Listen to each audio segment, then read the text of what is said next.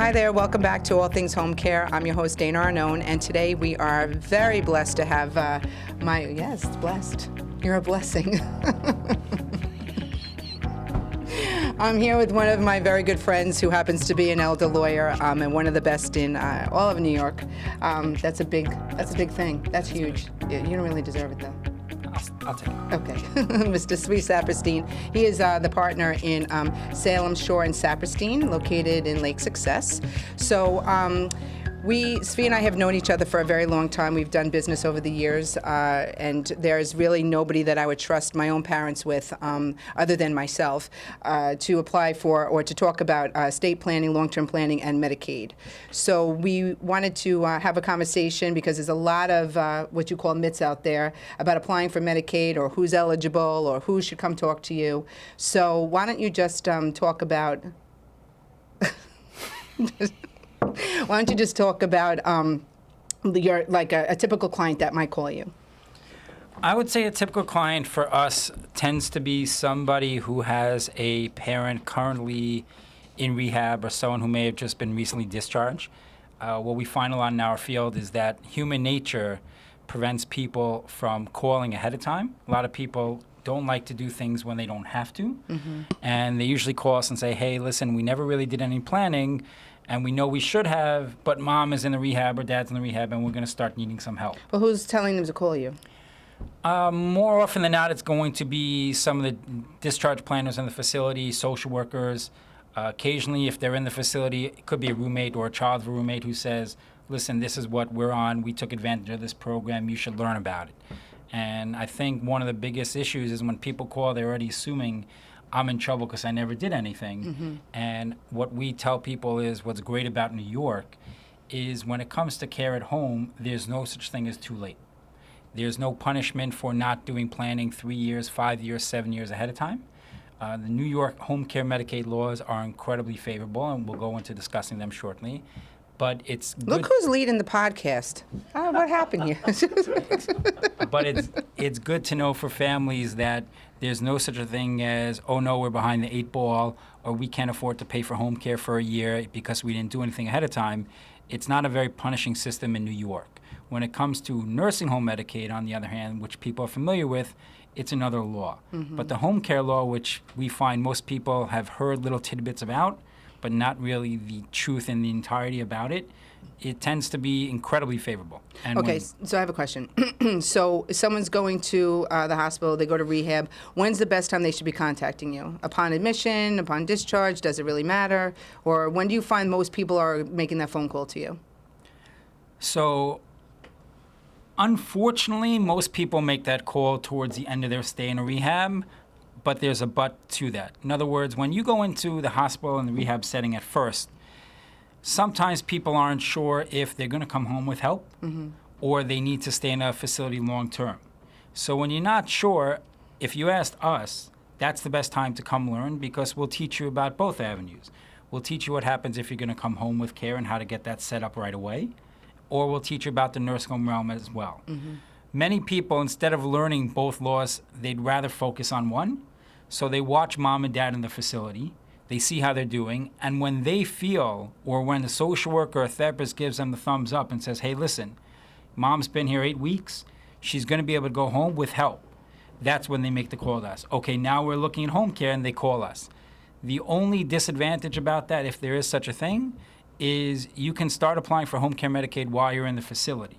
So people who call us on the way out of the facility, there's going to be a gap of about a month or two where they don't have home care in place through Medicaid, and they have to private pay. Mm-hmm.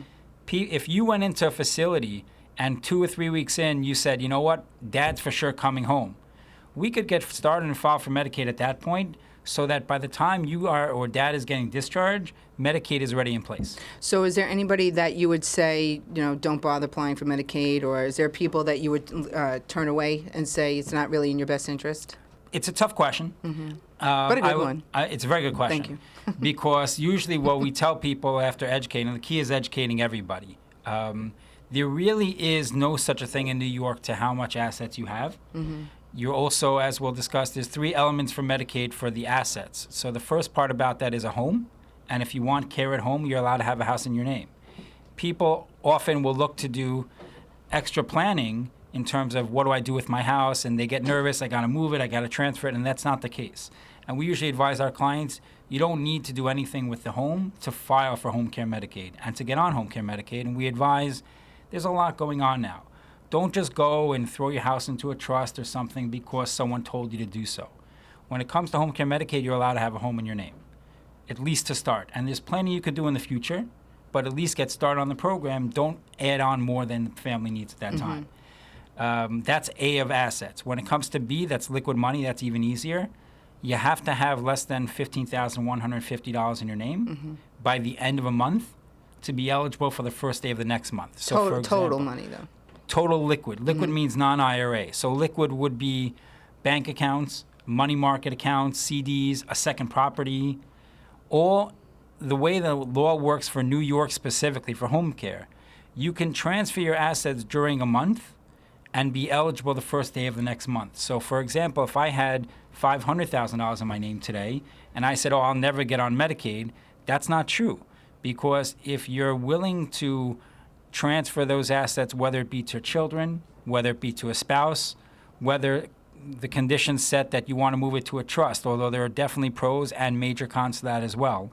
You have any option you want. You can move the money wherever you want, and by the following month, you will be eligible for Medicaid, just like somebody who had no assets. But what if they have no one to transfer it to? Okay, so if you have nobody, if there's no spouse or no children, then they have to decide would they rather spend down their money, or at that time, would they rather move that money into a trust so that it's protected for other charities or nephews or nieces. And then, in the future, that money will go to those people as well. Families often find themselves overwhelmed when their loved ones require help to function on a daily basis. Good morning, Reliance Home Senior Services, where we bring great home care to your home. How may I direct your call? We at Reliance Home Senior Services are a full-service geriatric agency specializing in home health care in the 5 boroughs and Nassau County. Our services include geriatric care, daily grooming and hygiene, monitoring diet and nutrition, accompanied walks, assistance in taking medications, and case management services. To have our licensed staff maintain quality of life and independent living for your loved one, call 516-308-4840 or visit www.reliancehssny.com. Reliance Home Senior Services. We bring great health care to your home. So I have a question. So Medicaid doesn't care who gets the money. Medicaid doesn't care where your money goes. It could be family, it could be friends, it could be a trust. A lot of attorneys will tell you right away, move everything to a trust. Again, key is be educated. There are definitely a lot of negatives to that. There are certain situations where we do set up trust, but more often than not, we find people call asking for them. And when we educate them on the options and maybe keeping it a little more simple, they tend to not go that route. So the IRA is the only thing that becomes... Good question. So that's the last part of assets. I didn't which is finish the my IRA. question. I know I read your but mind. I know you don't. I do. I read your didn't mind. finish my question, I read though. your mind. No, my question was, though, if it's an IRA, if it's an IRA... Like the sister I never had. Okay, forget it. I'm done. Go ahead. The good question. I though. didn't, but you don't know my question. I'm going to make it better. Okay. With regard to an IRA, He's crazy. IRAs for Medicaid, Medicaid's great with IRAs because they give you two options. They allow you to either liquidate the IRA and treat it Do you like it's suggest they liquid do money. that, though? Depends on the case, I and know. that's based on option 2. So your first option is liquidated. What's the good thing about that? Whatever comes out of the IRA, you could move out and it's protected. What's the bad thing? Is that you're going to pay taxes on that money at this time. It's income right now. Medicaid actually gives you another option, and they say you can keep your entire IRA. You could be a person with a $100,000 IRA as long as you take out the required minimum distribution each month. And that's a set amount of income that's going to get added into your income each month. And whether or not that's a good option or not, we have to talk about how Medicaid treats income. But the nice thing is for IRAs, you got options. You got options. Okay, so, but you're talking about the trust, The pooled income, pooled income. So to summarize what you asked me earlier is there are people who say it's not worth it for them. The simple answer so far is when it comes to assets, whether you are a millionaire, whether you have 20,000, whether you have a house, whether you have an IRA, no problem. It's all a matter of understanding how Medicaid allows you to treat it. And again, this is specific to home care Medicaid. This is not nursing home. Right. So would you suggest people give you a call at your office if they have those kind of questions? Definitely. Okay. Definitely the key. Would you like to plug your office? Shortly. The key to all Medicaid and the key to doing anything is being educated. Okay. It's very easy to tell people we do it 200, 300 times a year, just trust us, but that would make you a very uneducated consumer, and you would have no idea why you did something, and you would also have no idea as to why you did not do something else. So our goal would be for you to understand, maybe, look, there are certain situations people come in and don't go on the Medicaid, we'll talk about in a moment. There are situations that people do a trust or whatnot.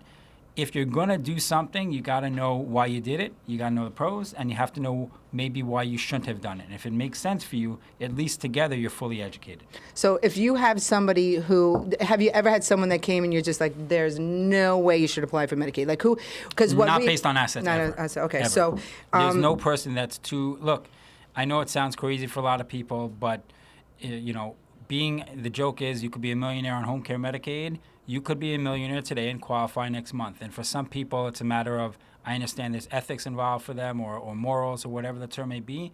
Our job is to teach you the law. We're not skirting around the law. Rather, we're following the rules. the law is the law. The law is the law. It's what New York works. And my opinion, and I'm sure a lot of people feel as well, is that it's a matter for Medicaid, it's a matter of choose their poison. Because if you had $200,000 in your name and you spent that down in a year and a half. You're going on Medicaid anyway. You're going to the nursing home. Oh, and you're for going- them, right, because you're not going to get it for free. If you don't have any money left and you need things at home, you can't even afford your rent or whatnot or incidentals, and you end up in a nursing home, Medicaid is going to pay 4 times as much. So have you seen, how long have you been a lawyer for? I believe almost 13 years. 13. So have you seen a change in Medicaid over those 13 years? There's definitely been change. I think less in the law. The law is almost exactly the same, minus some small increments each year of, instead of 14.8, then it's 15, then 15.1. Well, it's going up with inflation, but I guess Very my little. question, but the goal. The law is I will tell you though, which is a good question, and the implementation in terms of how the hours are determined, who determines the hours, who determines the aides. I tell clients that's the non-legal part. That part is probably more confusing than the law tenfold these days. Right, but my question was really going towards the fact that I should start listening to you you. really should, because you'd learn a lot. I would. So the goal of Medicaid now is not years and years and years ago, because I'm older than you, as you point out regularly. A lot. People that were going on Medicaid were the destitute, the poor. They could only keep their money, anything excess over that they had to give back to the state. So over the years, we've seen the transition that we want people to age at home. So Medicaid has made it so that they have that income trust to set up so that they can utilize their money, their income, to stay at home. That's been a change over the past few years. It wasn't always that way. No. I know that you're not old enough to know No, that, it actually but is, I am. It is. Actually, that came into fruition right around the time we started practicing. And that, just so you know, I don't really use the word trust because I don't want people to get I confused. know. It's called a charitable pooled income trust, but really trust, like it's the name of a company, almost like the Northern Trust Company. So I call it the charity. And what is that? Which you bring it up, it's a good point.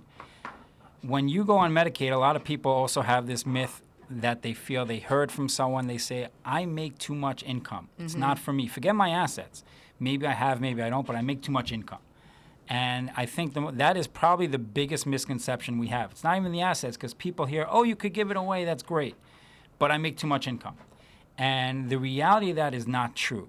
And I think it's very specific. You can teach it in 2 sentences, just being specific. And the reality of the income is there is a limit to how much you can keep, which means when you qualify for home care, right now, when your income comes in each month, which it will continue to do, approximately the first $862 that comes in is yours to keep. That means do whatever you want with. If you pay for a secondary insurance like an AARP, you'll get an additional credit. So if you pay $200 for ARP, you'll be able to keep $1,062. But that's how much you can keep. And keep means Whatever no you want questions to do with it. asked. Go to Atlantic City. Correct. A lot of people say that's nice. Hey, it's great I have a house. Great I gave away $500,000. Great I have an IRA. But I can't live on $862. And the answer is Medicaid doesn't want you to. There's a limit to what they can keep. Medicaid lets you keep, but there is no limit to how much income you can utilize and use. And how is that? There's a program each month that's called the Charitable Pool Income. And the way it works, to keep it simple, because I don't like math, If I made $1,862 a month, $1,862 a month. Is that of the income, normal income that you see people having? I say somewhere between $1,800 and $2,500 Right, usually. Teachers and retired police officers more, but Around somewhere $2,500. somewhere around two to $3,000 is probably fair. Okay. So let's say I made $1,862 a month. So that that income comes in when I'm on Medicaid. The first $862 is mine to use as I wish. That $1,000, what we call overage, the difference between what I make and what Medicaid lets me keep outright, which is $862, is $1,000. That gets sent to a pooled income. There are many charities out there. You can send it by mail, you can send it by wire, however you want. Out of that $1,000, they will take out about $100 as their fee. And the remaining $900 there is available for the Medicaid applicant to use on his or her bills, whatever they are. For example, if I send in $1,000 and after the fee comes out, I have $900 to use, and my rent is $900, the charity will use my income to pay my rent for me for $900. If my credit card is $1,500, they're not going to give me money, but they're going to take the $900 I gave them and they're going to use it towards my credit card. So as long as I have bills up to my overage amount, I'm always going to be able to stay home. So, for example, if I make $4,000 a month of income, but I'm paying for a mortgage and for property tax and for credit card bills and for you name it, any bill that could be for me. I have clients on Medicaid with $4,000, $5,000, sometimes even $6,000 a month of income because they have the bills to offset it. Let me ask you a question, though, because this just came up this week. Does the bill have to be in their name, or can it be? Every charity is different. If it's a husband-wife case, some charities will pay 50% of the bill. What if it's a son and mother? So it depends. You have to ask. Each charity works differently. Some will prorate it based on who lives together. Some will prorate it. Often they'll say if it's a husband-wife, they'll pay the full amount. The charity has broad discretion. Charities will pay whatever they think is reasonable. If a son pays for it and wants to get paid back, that's possible, but he's going to have to submit proof to the charity. Yeah. Typical bills include, you always start with the biggest, the easiest. Your credit card bill is easy. Maintenance, rent is easy. Taxes are easy. If you find that you have a $4,000 overage and you only have $3,000 a month of bills, you can find licensed people to help put money into the home. You can find a painter and pay them $1,000 a month. As long as it's a licensed, legitimate, legal type of venture and it benefits you, the charity will pay for it. And this is a way that, if you look at it, outside of that $100 fee to the charity in that case, you could be a person that before Medicaid, you had $4,000 a month of income, you had a home, $500,000 in your name, and an IRA, but you have to private pay for care. Now fast forward onto Medicaid, instead of $4,000 a month of income, you're living off of $3,900. You're only keeping about $8 and change, but you're utilizing the other $3,800 through the charity. Your house is protected. There's many things you could do as well, simple things, life estates, trust, many different options, but you don't even have to. Your asset is protected whether you transferred it to spouse, to kids, or got a little bit more complicated and set up a trust. And your IRA could be protected as well. And you're getting free care as many hours a day as it's determined that you're going to need. Okay, so I think that will lead us into a whole other discussion at another time, which is the enrollment process, because most lawyers just do the application, get them accepted, and then you pass it along. You don't do that enrollment. No, right. So in our case, I mean, when I sit with clients, or when anyone in our office sits with clients, we tell them that when you're working with us, you're going to work with us until the aid's set up, and ongoing if you need any phone calls, if you need any intermediaries, because the teaching people that they can have family members be aides, they could have friends be aides, how the aid processes work, as well as how the evaluation process works, giving them an education before it even gets to you guys so that they're familiar with it. Then by the time you guys go over it with them, they're a little bit of a veteran when it comes to it. It won't be the first time they heard it, which is a big deal, as opposed to having, because there's 4 or 5 hands in the cookie jar. And if people don't know what to expect, and our job was just to get you accepted to Medicaid, then we'd say, here you go, here's Medicaid. Then you're going to have 15 1-800 numbers to call, and you're not going to know where to go. So our goal is to really educate them, and so that when they come to an agency like yours or any other agency out there, they're going to know, they're going to be familiar with what they're about to hear. Very good. Okay, so just before we wrap it up, do you have a consultation fee? How does it usually work in your office, just so that we can have anybody listening contact you? Sure. So we work with everyone. We try to work it. It's probably a bad business model, but we try to work. You really do have a bad business model. I know. Try to be a case by case. We generally have a $375 consult fee. If the funds are an issue, we'll always work with everybody. It's important that we educate people. We feel that we do a lot of volume and we could afford to do that. We also feel that once we educate you, if we do a good job and we teach you that most of our work, we don't take major retainers up front. A lot of times we only get paid when we get accepted, or we work with families. You probably have 100 families with 100 different fees, but we try to make it that it's fair to everybody and it's affordable to everybody, because to not go that route or to feel like I have to spend every penny on a lawyer before I even get to this process would be something that we personally wouldn't want for our own families. So we try to be paid forward that way. Well, I have to say that that's actually not a scam. That's 100% true. You do pro bono work how we as met. well. Is that it? That's not how we met. We did. No. We had a case together. Oh, that's true, but not with Medicaid. True. It was a mistake. It's true. So anyway, the knowing you as long as I've known you, I will let. I would say that you're one of the kindest people, and you're very genuine. Say more. I know that's it. You already have a swelled head. But anybody wanting an excellent lawyer, someone who comes from the perspective of kindness and caring, and really from you're coming from a human part, that you want people to understand, and that's the key. It is the key. Education. And free education. And for you, it's more about the follow-up business. It's not about that one-time business. Correct. You're not a lawyer that looks for that one that one fee and move on. Our name means everything. 100%. So if anybody has any questions, you can call Tzvi Saperstein at 516-472-7030. I know your phone number by heart. And the firm name. Saperstein. Salem. Yeah, but why does I have to go in that order? Salem, Shore, and Saperstein. Okay, so Salem, Shore, and Saperstein. So you can call them again, 516-472-7030, and ask for Tzvi, or Dory, or David, because all your partners are equally as kind. Or you can visit us at reliancehssny.com and get in touch with him that way as well. So I thank you very much. Pleasure. My pleasure. It's always your pleasure. That's true. Well, So wise. goodbye. Thank you.